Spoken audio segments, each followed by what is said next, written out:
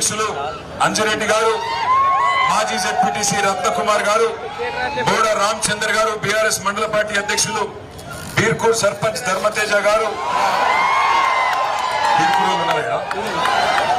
మాధవరెడ్డి గారు చెండూరు సర్పంచ్, అట్లాగే BRS party అభ్యర్థులుగా 1 నుంచి 19 వరకు పోటీ చేస్తున్న ఫిరోజ్ గారు, జుబేర్ గారు, ఉబేద్ గారు, గంగారాం గారు, అందే సుప్రియ రాజు గారు,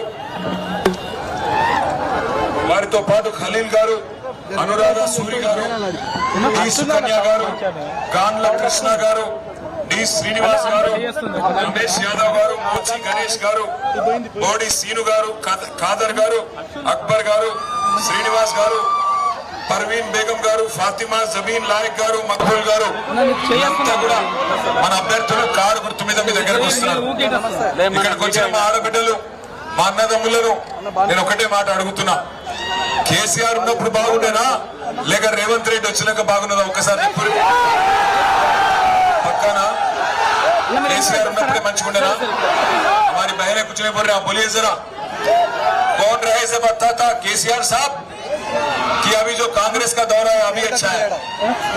मैं इसलिए पूछ रहा हूँ आप सभी भाइयों से बहनों से, ఎందుకు అడుగుతున్నా అంటే రాంగరాంగ నేను గాంధారి లాగిన, గాంధారిలో 5 నిమిషాలు ఛాయ్ తాగుదామని ఆగితే అక్కడ ఒక పంతులు కలిసిండు, పెద్ద మనిషి.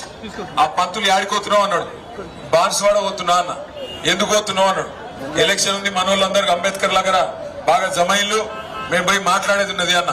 అరే బాన్స్వాడ వాళ్ళు ఆయన ఆగమైతారు, పోచారం చేయబట్టి జర అన్ని విషయాలు మెల్లగా చెప్పు అన్నాడు. ఏం చెప్పాలి పెద్ద మనిషి అని నేనన్నా. అంటే ఒకటే మాట చెప్పమన్నాడు. ఏం లేదు తమ్మి, 11 తారీఖు నాడు ఎలక్షన్ ఉన్నది కదా, మున్సిపల్ ఎలక్షన్. అందులో బాన్స్వాడలకు ఏం చెప్పంటే 4,000 రూపాయల పెన్షన్ వచ్చిన వాళ్ళందరూ 4,000 రూపాయల పెన్షన్ వచ్చిన వాళ్ళందరూ కాంగ్రెస్ పార్టీ కోటేయమని చెప్పిండు. కానీ 2,000 పెన్షన్ వచ్చిన వాళ్ళందరూ కారు గుర్తు కోటేయమని చెప్పిండు.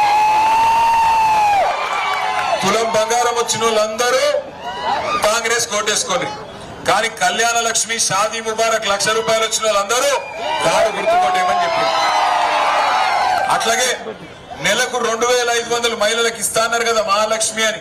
ఆ 2,500 వచ్చిన వాళ్ళందరూ కాంగ్రెస్ కోటేయింది.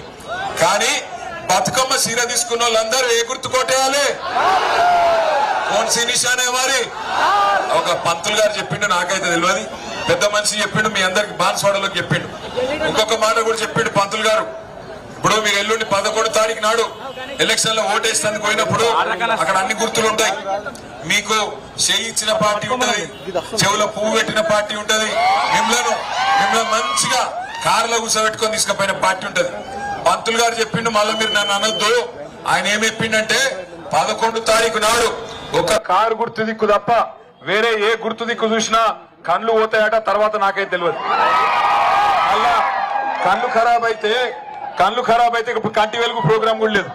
ఇదివరకు కేసీఆర్ ఉన్నప్పుడు కంటి వెలుగు ఉండే, ఇప్పుడు అది కూడా తీసి పారేసారు. అయినా బాన్స్వాడలో నేను ఒకటే అడుగుతున్నా మీ అందరికి, ఏమున్నది ఇవాళ కాంగ్రెస్ ప్రభుత్వం వచ్చినాక ఏమన్నా మంచిగా అయిందా? మీకు ఆలోచన చేయండి. ఏం జరిగింది మంచిగా? ఎన్ని అబద్ధాలు చెప్పిండ్రు ఆనాడు. మరి ఈరోజు ఇక్కడున్న మన ఎమ్మెల్యే మీరందరూ దయదలిచి 2023లో కేసీఆర్ ముఖ్యమంత్రి కావాలని చెప్పి ఇక్కడ పోచారం శ్రీనివాసరెడ్డికి ఓటేసారు. ఆ రోజు ఇదే పోచారం శ్రీనివాసరెడ్డిని ఓడగొట్టేందుకు మరి రేవంత్ రెడ్డి వచ్చి ప్రచారం చేసిండు. ఆ ఫోన్ ఇవ్వ, ఇది పట్టుకోండి ఒక్క నిమిషం. ఆ రోజు ఏమేం మాట్లాడిండంటే, ఇగో ఇక్కడనే ఇదే జాగర, ఇగో రేవంత్ రెడ్డి ఏం చెప్పిండో పోచారం శ్రీనివాసరెడ్డి గురించి మీకు నేను వినిపిస్తా. అరే आप लोग खामोश बैठे तो सुनाई. అనుకున్నా ఆయన కొడుకులు తలా ఓ దిక్కు. ఇవాళ వాళ్ళ గురించి చెప్పాలంటే ఒక ఆంబోతులు ఎన్నుకుంటే అచ్చోసిన దున్నపోతులు 3, ఒక ఆంబోతు 2 దున్నపోతులట.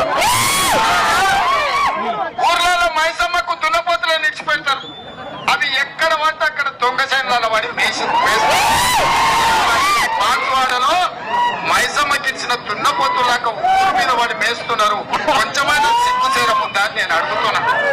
ఇవాళ పోచారం శ్రీనివాసరెడ్డి గారు, నేను శాసనసభకు స్పీకర్, 119 మంది ఎమ్మెల్యేలను నియంత్రించాల్సిన బాధ్యత మీ మీద ఉంది. దాన్ని తప్పితే దారిలో పెట్టాల్సిన బాధ్యత మీద ఉంది. 119 సంగతి దేవుడెరుగు.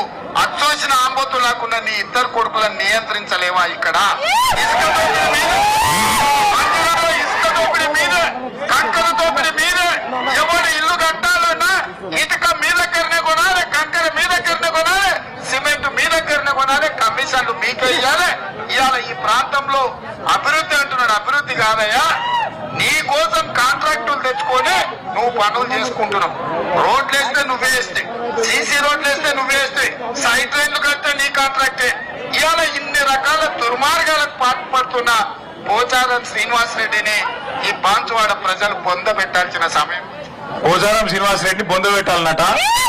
నేనంటలేను ఇది నేను చెప్తలేను, కేటీ రామారావు చెప్తలేడు. మీకు ఎవరు చెప్పిరా అంటే ఇలా ఎవరి సంకలన అయితే పోచారం పోయి కూర్చున్నాడో గదే రేవంత్ రెడ్డి చెప్తాడు.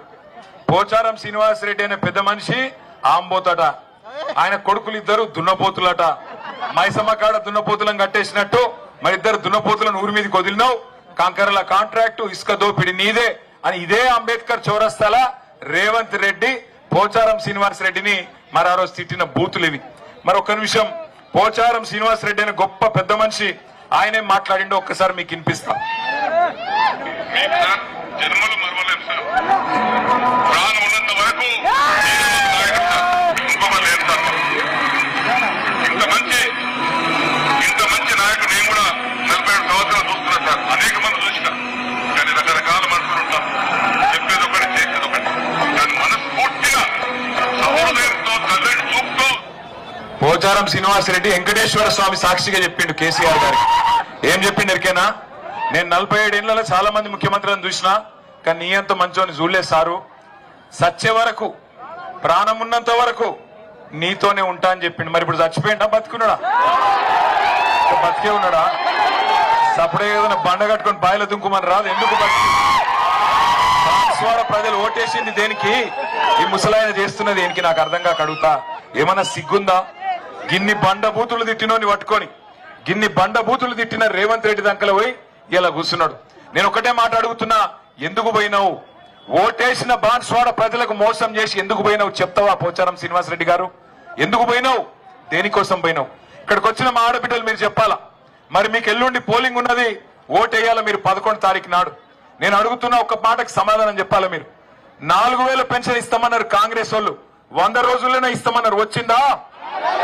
వచ్చిందా రాలేదా? చేజు పెట్టురి. వచ్చిందా రాలేదా? లగాయించి చెప్పు, వినబడతలేదు. వచ్చిందా రాలేదా? తులం బంగారం వచ్చిందా? మీ బాన్సువాడలు అబద్ధాలు చెప్తున్నారు నాకు తెలుసు. 4000 వచ్చింది, మీరు అన్ని అబద్ధాలు చెప్తారు. వచ్చిందా రాలేదా? నిజంగా ఇప్పుడు 4000 పడలే? మరి గాంధారిలో పడ్డాయి అంటారు, పడలేదా మీకు? తులం బంగారం రాలేదా? నెలకు 2500 పడలేదా? మరి 2500 పడితే ఇప్పటికి 1,00,000 రూపాయలు రావద్దా మీకు? స్కూటీలు వచ్చినాయా? తులం బంగారం వచ్చిందా? విద్యా భరోసా కార్డులు వచ్చినాయా? 6 గ్యారెంటీలు అన్ని అయిపోయినాయా?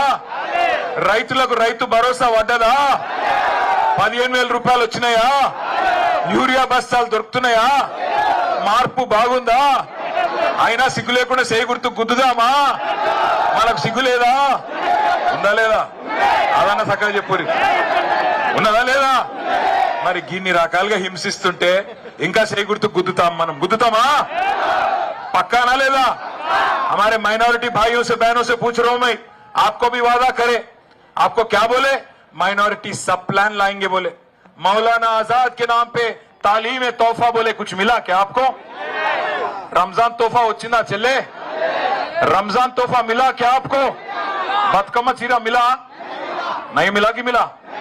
బతుకమ్మ చీర రాలే, కనీసం రైక పెట్టిండా? వీడు చీర కాదు, రైకనన్న పెట్టిండా? అయినా గుద్దుదాం మరి చేయి గుర్తుకు. వాళ్ళకి సిగ్గు లేకపోతే లేదు, మనకు లేదా? ఆలోచన చేయండి, ఆగం కాకుండ్రి. పోయిండు ముసలాయన, ఆంబోతు దున్నపోతు అని అవతల అంత గలీజ్ గలీజ్ తిట్లు తిడుతుంటే సిగ్గు లేకుండా పోయి ఆడిసిరే ఇంగిల్ మెతుకుల కోసం ఆశపడి ఇవాళ బాన్సువాడ ఇజ్జత్ తీసి అందులో దొరవడ్డాడు. కానీ రేషం గల్ల బిడ్డలు, మా జుబేరస్ వంటి బిడ్డలు ఇవాళ ఇక్కడ నిలబడ్డారు. పోచారం శ్రీనివాసరెడ్డి, నీ కాడ పైసలు ఉండొచ్చు, కోట్ల రూపాయలు ఉండొచ్చు, మా కాడ క్యారెక్టర్ ఉన్న నాయకులు, జుబేర్ లాంటి నాయకులు, బాజిరెడ్డి అన్న లాంటి నాయకులు, ఎలమంచల్ సీనన్న లాంటి నాయకులు, రత్నకుమార్ లాంటి నాయకులు, రత్నాల్ లాంటి నాయకులు బాన్సువాడలు ఉన్నారు. అన్నిటికీ మించి బాన్స్వాడ ప్రజలు ఇలా గులాబీ జెండా ఎగరాలని కోరుకుంటున్నారు. ఉత్తుత్తగానే కాదు, మీరు యాద పెట్టుకోండి, ఒకటే మాట యాద పెట్టుకోండి. ఒకసారి ఎవడన్నా మనను మోసం చేస్తే, ఆ రోజు 6 గ్యారంటీలు అన్నారు కదా, 100 రోజుల్లోనే పూర్తి చేస్తామన్నారు కదా, 420 హామీలు ఇచ్చిండ్రు కదా, ఒక్కటన్నా పూర్తయిందా? ఒక్కటైంది, ఫ్రీ బస్సు. ఇక ఫ్రీ బస్సు అందం చెప్పరాదు, మా ఆడపిల్లలు చెప్పాలి. మీరు చేయలేపితే ఇప్పుడు బస్సు ఆగుతుందా ఎక్కడన్నా? ఇదివరకు కేసీఆర్ సార్ ఉన్నప్పుడు మీరు చేయలేపితే బస్సు ఆపుతుండే. ఇప్పుడు బస్సు ఎక్కితే సీట్ దొరుకుతుందా? గౌరవం దొరుకుతుందా మీకు? అది ఫ్రీ బస్ ఎట్లయితుందో నాకైతే తెలియదు. ఆడోళ్ళకు ఫ్రీ అట, ఇంట్లో ఉండే మొగోళ్ళకు డబుల్ టికెట్ అట. అది ఏం ఫ్రీ పాడైంది నాకైతే అర్థమైతే లేదు. అందుకే ఆగం కాకుర్రి. మళ్ళా అరే నీకు దండం పెడతారా, నువ్వు గుట్టకరా, तू छोड़ दे रहे मेरे को, कई को मेरे पीछे पड़ा, गला बैठ गया. कहां से लाया रे इसको? पोचारम भिजाया क्या इसको? పోచారం విజయ సార్. ఇగో నేను ఒకటే అంటున్నా, ఇక దొంగలకు సద్దులు కట్టింది చాలు. కాంగ్రెస్ దొంగలు సద్దులు కట్టింది చాలు. ఇలా రేవంత్ రెడ్డి అనే తోడు కాంగ్రెస్ మనిషి కూడా కాదు, యాది పెట్టుకోరు మీరు ఈ మాట అని. వాడు కుల్లా చెప్తుండు, ఓ ఉప్పర్ హమారే బడే బాయ్ అని చెప్తున్నాడు. ఊపర్ బడే బాయ్ అంటే ఇక్కడ చోటే బాయ్, ఊపర్ మోడీ ఆపే కేడి, ఇద్దరు దొంగలే. కాబట్టి పొరపాటున కూడా మా ముస్లిం అన్నదమ్ములకు నేను విజ్ఞప్తి చేస్తున్నా, ఈ లుచ్చగల్ల మాటలు నమ్మకుండ్రి, మళ్ళా మోసపోకుండ్రి. ఎందుకంటే మీకు అడ్డమైన మాటలన్నీ చెప్పిండు. మైనారిటీ డిక్లరేషన్ అన్నాడు, 1000 కోట్ల బడ్జెట్, 4000 కోట్ల బడ్జెట్ ఇస్తా అన్నాడు. కేసీఆర్ గారు ఉన్నప్పుడు जब केसीआर साहब थे यहाँ पे हुकूमत चला रहे थे और वजीर आला थे, आपको याद होना चाहिए, इमाम और मौजनों को केसीआर साहब ने पहली बार तारीख में 5-5 हजार रुपया दिया. ये लोग वादा करे 12,000 रुपया देंगे बोल के वादा करे. अरे 12,000 को छोड़ो, 12,000 को गोली मारो, कम से कम वो 5,000 भी नहीं दे रहे आजकल. 8-9 महीने से वो भी नहीं मिल रहा इमाम मौजनों को. जो अल्लाह के बंदे हैं उनको आज उनको भी चीट करने वाले, उनके साथ भी गद्दार करने वाले गद्दार पोचारम श्रीनिवास रेड्डी जो है, मौका-फरस्त आदमी जो पोचारम श्रीनिवास रेड्डी है, उसको सबक सिखाइए. इंशाअल्लाह ऊपर भगवान करे